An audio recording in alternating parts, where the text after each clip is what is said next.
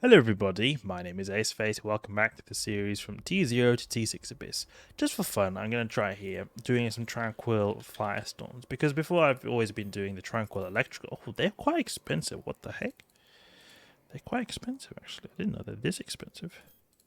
Oh, we'll try some Tranquil Firestorm, just see how it feels. I mean, it's going to be slower, will be less cap stable, but just for the sake of being unique, we're going to be going with the Firestorm. Let's just sell these flow cytometry here. Need some filaments. We'll put 2 in here. Okay, let's go out into the abyss. See now, how cap stable are we with 1 armor repair on? We're not even cap stable with 1 armor repair on. This might be a problem actually. We're not cap stable with everything off. You know what, I really don't want to go with this Firestorm. I think we might get popped, but we're trying it anyway, just because we're silly. Just because we are silly. But really, I don't think it's a good idea doing this. This is not going to end well if we get the wrong waves. Oh, I don't think there's any waves that really can kill us. Lucifer Echo, okay. Let's go and pop this guy. Ultraviolet. Cap is just going to be drained in 2 seconds. Now we can keep range 7.5. Go with the multi-frequency now.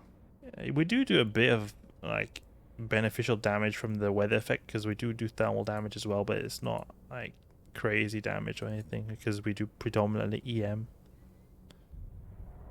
Oh, now he's scrambling me like the little scrub he is. His armor is taking time to get through, even though he's a shield-based ship because of the Firestorm site. Even though he's a shieldy boy. Hits. Come on. Okay. Let's approach the biocommutative cache.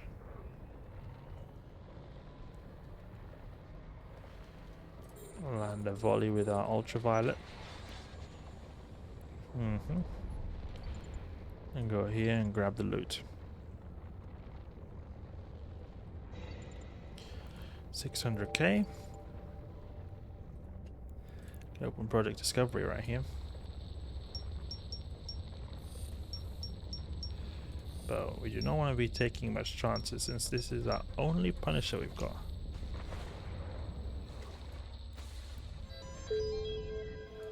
Ephialtes Lancer. And go here to this commutative cache first.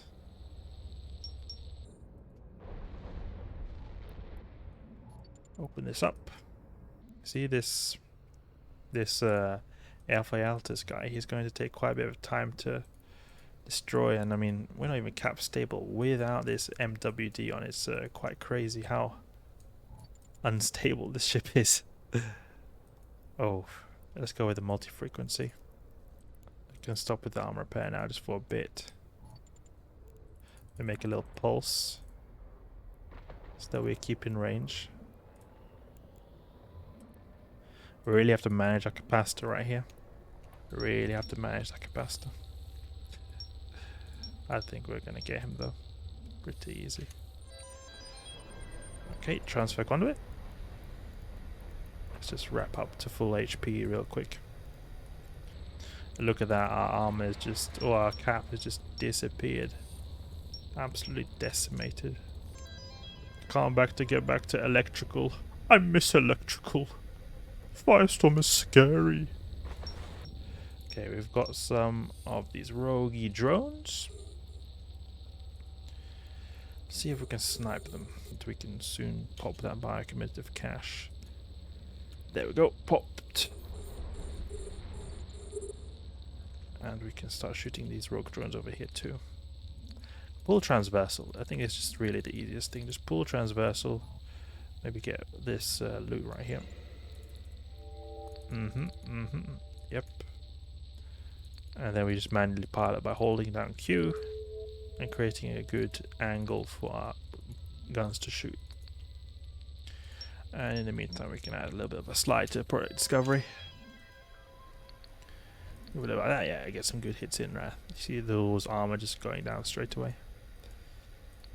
Yeah, popped. Oof, that was nice. Okay, so we got through it, but it didn't feel nice. It didn't feel nice seeing a capacitor just disappear as soon as we started using 2 armor repairs.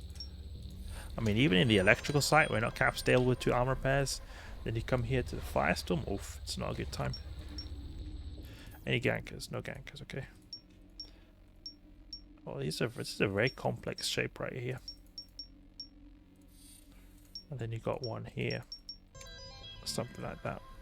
Move a little bit to the side.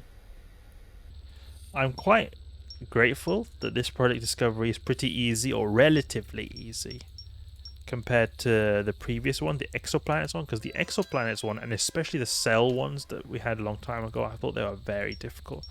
I found them very hard to like get properly, and I was just often, my accuracy would just go down for stuff that didn't even really make much sense. It seemed like it was right, but it just like, no, you this many millimeters wrong or whatever.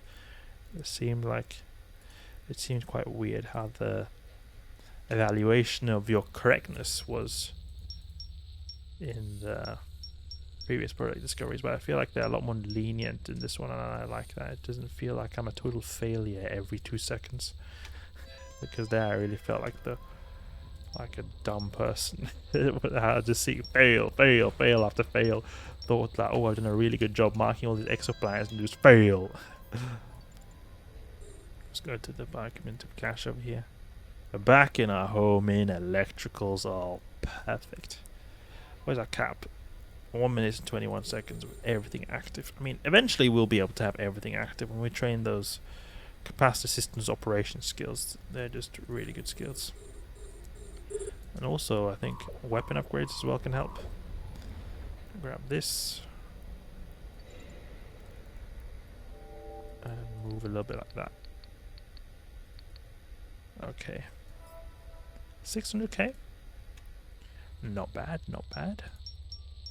This is why it's important to use the hold down Q technique, because you see here I now went to my project discovery.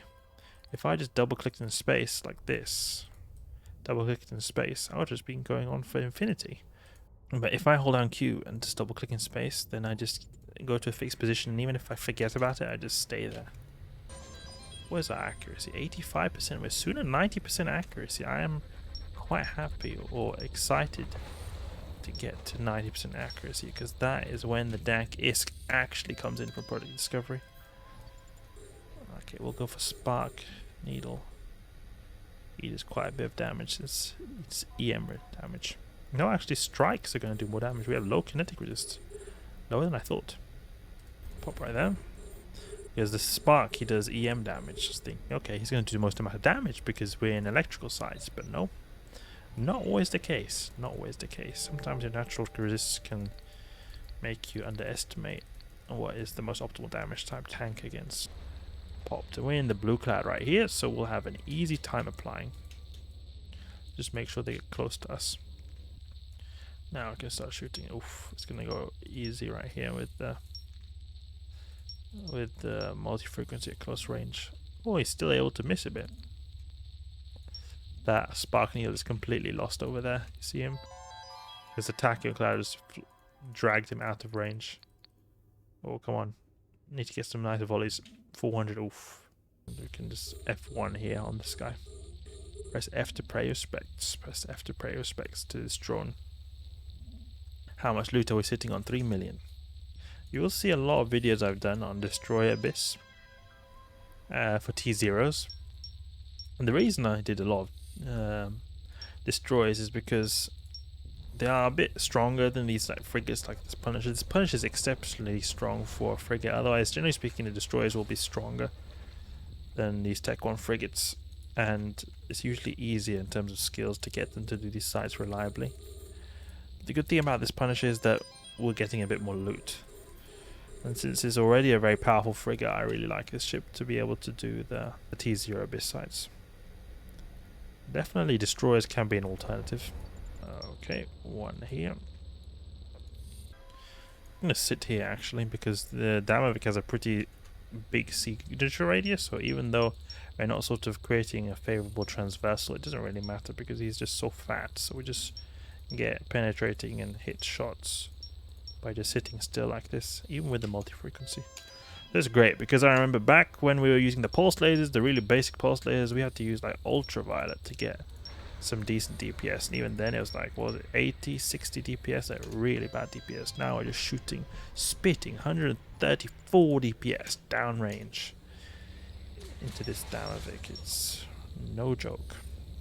It will be a joke later though when we get a retribution, but you get my point.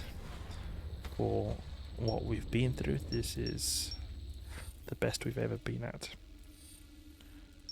Let's get a little bit of a mark over there. You can see what kind of filaments we got. I've got any tranquil electrical. 2 tranquil electricals. Okay, we can get another one, do another one. Locations insta dark. Insta dock. Let's take this loot, apart from the tranquil electrics, and just sell them straight off the bat. Okay, we didn't get so much ISK right there. 3.6 million. Only 3 million in fact. Okay, we'll go to safe warp 2. I really like the feeling of this T0 to T6 series because it makes me feel like a newbie again. It makes me feel like I've got a big goal to work towards, because on my main account, as many people have pointed out, they look at my wallet and they say, "Oh, AC, what is this?" And just the thing is, look, when you got that, like I'm not trying to like brag and say that, "Oh, look, I have so much more than everyone." There's a lot more people who have more ISK than me. But I've come to the point in my EVE career so far where ISK is not like the big deal anymore. Like I've not got like a big project I'm working towards, because if there is something I want to do, I just buy it. I don't like feel like I have to work towards it as hard as I used to, because I've already saved up so much. So I mean, I think when I eventually one day decide to get to capital ships, that's where I'll see the ISK go bye bye. But right now I've mostly had everything I want. Like the biggest like purchases in EVE so far I've wanted to get are marauders, and I've got like every marauder I would have ever wanted, so I've never really had any reason to even try, and then let alone I've got so much ISK saved up. So just having a goal like this, just getting back to grinding the dank ISK like we're doing right now for an actual purpose of getting the T6 Abyss, it feels very feels like I've got a bit more meaning. Feels like I've got a goal to work towards that I actually can see it like being a possible one as well, and it relates a lot to previous activities that I've done before too. And I just overall, I like, that's one thing I really like about EVE, is just that when you are progressing to do something you want to do, the progression feels, in my opinion, very satisfying. You can like upgrade your ship. Oh, that was not nice. You can like progress to get your ship better, skills, so much levels of progression. Earning ISK I think is very satisfying. I want to get 90%, we've got 88%. Almost there. Almost there. Like just this project Discovery right here, I find it very satisfying for us to increase our accuracy slowly but surely. Move towards biocommutative cache. We've got some spark needles that are super easy. I do not like the problems we have with application to these rogue drones. It would be so nice to just sit here and shoot and actually hit. Unfortunately, you can't have everything. The thing that will be great about the retribution, which we'll get later, is that as soon as we straight out the bat, just 1 million ISK. 1 million ISK from Tick right there from the Project Discovery. But like, when we enter a new site, we just use Aurora straight away, the Tech 2 long range ammunition, and just blast these guys off the field without even having to get close, because we'll just do damage straight away. It'll be so good. I'm curious actually, what is the targeting range of a retribution as well, because it would be really nice to get a better targeting range than this Punisher right here, because this Punisher targeting range is horrible. Horrible. I just feel like, I should be able to lock that up. Nope. 27 kilometers lock range is what we're getting right here. Striking damage. Okay, let's see now. Retribution. 44 kilometers. So it's not particularly far either, but it will be a bit better when we've got skills, and it is still quite a bit of an upgrade from 27 kilometers, I must say. So it'll still feel a lot better. And also Aurora usually goes, I think, max 40 kilometers, something like that. So it's not like we'll be able to hit anything anyway. It's not we're going to be limited by our targeting for how much DPS we can output. It's just sometimes it's nice to have everything locked up anyway, preemptively, so that you can sort of switch between targets when you need to. Sometimes you can just jump in and out of range and have to lock stuff up again. That can waste valuable time. We can just stop right here, in fact. Just stop our ship, park it in place, and have the multi-frequency do its thing. Alright, just seeing our Punisher get through these dynamics so much quicker than before makes me quite excited. Just like, oh, we've actually made some progress. We've actually made some progress, something that I've not really felt like I've been doing for a long time in EVE Online. I've not really talked much about this with you guys, but like I've got most of my skills to level 5 that of the activities I do. So I've not really been able to make such big strides in what I do as I used to, at least. I mean, small ways, always you're learning small ways to improve yourself. Doesn't even have to be skills, or it can just be like mechanical skills you have, like muscle memory, that kind of stuff. But it's still a different thing here where we've got like a fresh character with nothing on him. Almost 90%, look at that. 89.6. 89.9, oh. Soon there. Soon there, we want to hit 90%. 90% is where we'll get the 90k ISK per slide. Be really good. Come on, let's get the one that gives accuracy. Two big blobs here. Two big blobs here. I can't believe I'm tryharding at Project Discovery right now. Okay, hopefully, I think this looks like the pattern that usually gives you a bump to your accuracy. And of course, this thing glitches out like it always does. Docking permission required. Docking animation had to come there. There. Oh, 90.2. Okay, we're at 90.2 now. How much? Yeah, look at that. Look at that. The dank ISK right there. That's what I call the dank ISK. You see that?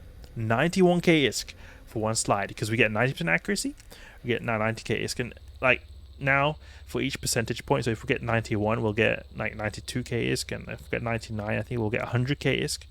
So this is like, there's a big jump between 89 to 90. Like you suddenly go from I think 60k to 90k. It's a very big jump. That's why I'm so obsessed with going for 90% accuracy, because it's just a very big jump compared to everything else. I think there's another big jump between I think 50 and 70% or something like that. I can't remember.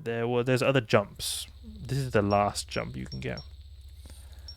We can just get the really nice ISK. Like we don't even need to do Abyss anymore.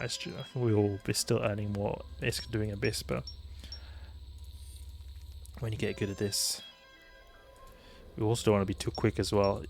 When you get good at this, you can earn a lot of ISK. You don't want to be too quick at it either, because then you'll trigger spam protection as well. Let's redeem these. Flow cytometry rewards crates. Abyssal, look at that 1.1 million right there. Oof. Oof. Not got any tranquil electrics right here. So we just sell these straight out the bat. We're still at 20 million. In fact, we just hit 20 million right now. Leveled up. Okay, so I think that is enough Project Discovery for now. But we've earned some dank ISK. We've earned some really nice ISK. You know what? We're like a little bit less than halfway towards the retribution. And I feel like when I feel like the ISK is coming in now fast, both with the combination of Abyss and Project Discovery, I feel like this ship is not at all far away. It's not at all far away. And in fact, the CPU is really good on the small focused variant as well. I forgot about that because I've got the CPU management trained.